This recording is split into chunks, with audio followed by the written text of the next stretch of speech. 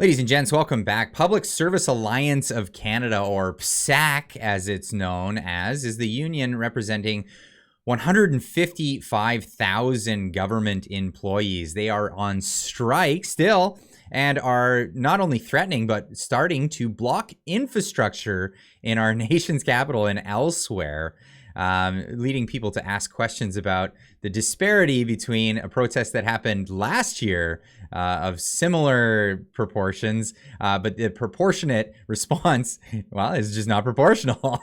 Let's have a look here. So this is the representative of PSAC stating, well, to CTV News here what's going on.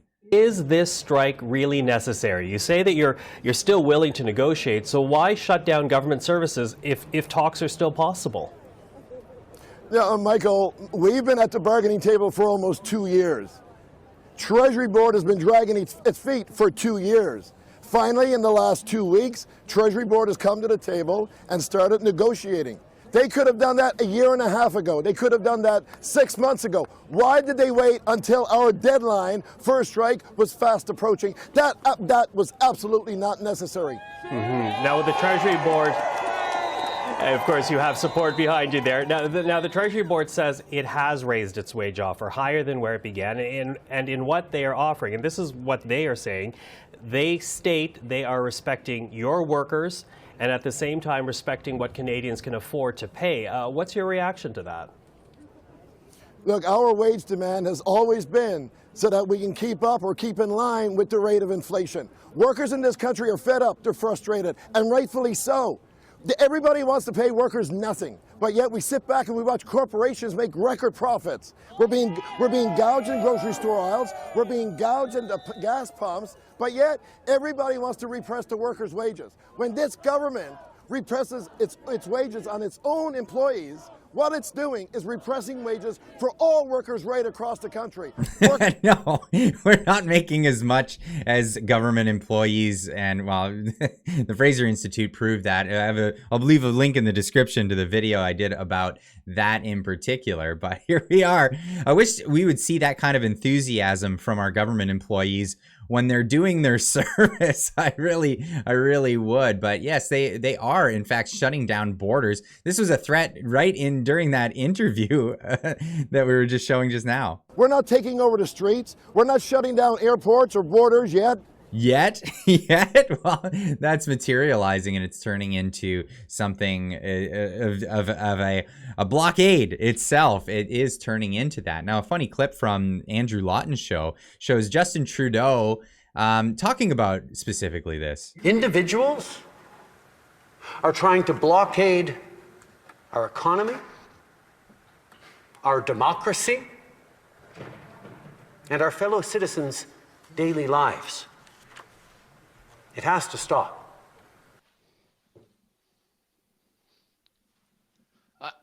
I'm sorry, I'm told that's not actually Justin Trudeau talking about the striking Public Service Alliance of Canada workers. He's actually talking about a group of truckers that were blocking infrastructure, he claims, and restricting access to downtown Ottawa and making Ottawa residents' lives miserable. What does Justin Trudeau have to say about the striking federal public servants blocking critical infrastructure? Roll that clip. Oh, let's see.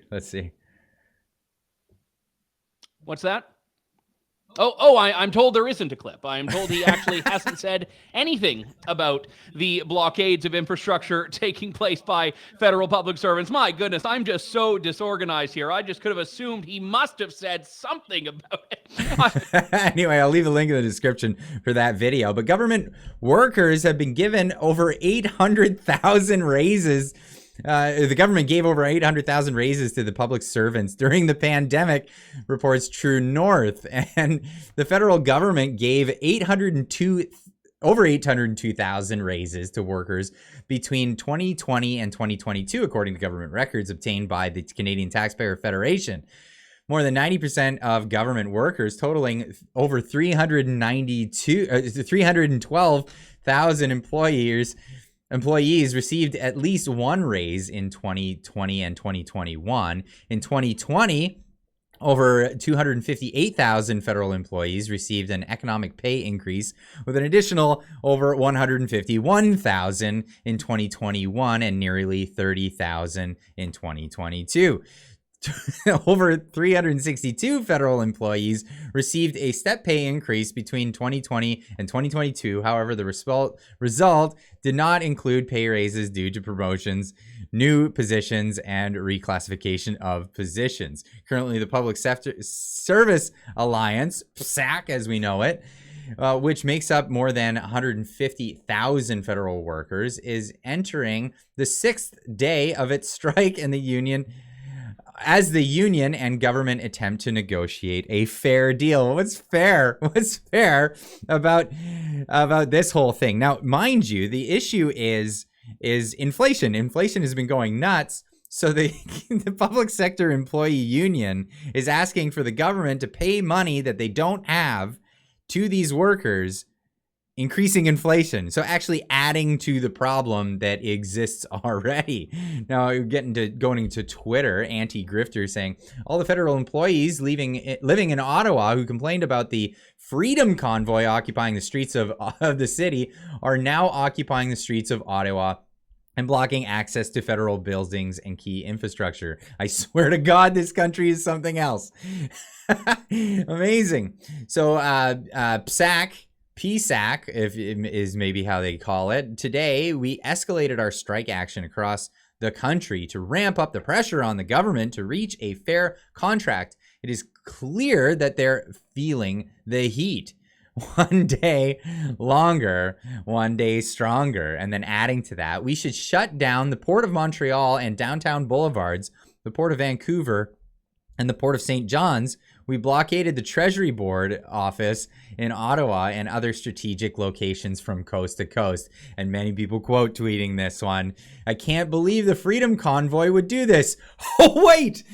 Oh, wait, that's not them. Similar tactics, says Rupa Subramania. Similar tactics as the Freedom Convoy protest. But unlike these pampered civil servants, when the convoy protesters showed up to Ottawa, they had lost everything and had because of the vaccine mandates. All they had was their voice. Holy cow.